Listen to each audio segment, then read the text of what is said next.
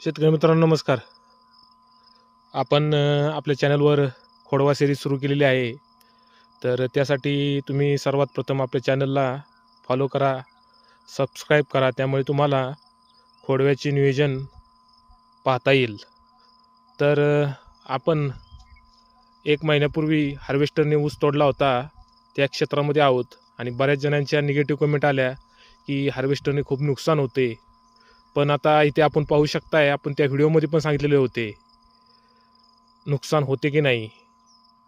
असो, भविष्यात यांत्रिकरणाशिवाय पर्याय नाही हे तुम्हाला लवकरच कळेल. आता आपण मशीनने तुटलेला खोडवा, बऱ्याच जणांचा म्हणणं होतं मशीनने तुटलेला खोडव्याचा व्हिडिओ करा, फुटत नाही किंवा रान तुडवले जाते. आता आपण 1 एकर क्षेत्राच्या प्लॉटमध्ये इथे उभा आहोत.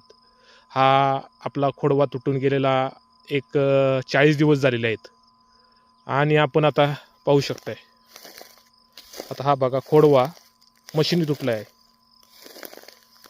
उगवण बघा, आपण आता पाचट बोधावली पण पाचट काही काढलेली नाही, काही गरज नाही वाटली काढायची. आणि हा खोडवा पहा, मशीनने तुटलेला खोडवा आहे. तुम्ही नीट पहा, उगवण पहा, हे पहा, सर्वीकडे पहा. बघा कुठंतरी गॅप्स आहे, पण तो ऊस पडला होता त्यामुळे ते गॅप्स आहेत.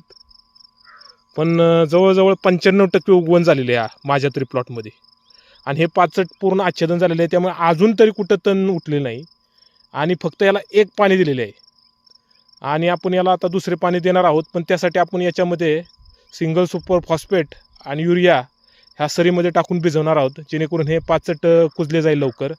आणि त्यानंतर आपण याच्या बगला मारणार आहोत एक 10-15 दिवसात.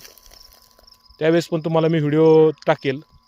तर सर्वांसाठी माझं सांगणं असं आहे की मशीनने ऊस तोडलेला खोडवा येत नाही, नीट फुटत नाही, त्यांच्यासाठी हा व्हिडिओ आहे. पहा, सर्वीकडे पहा,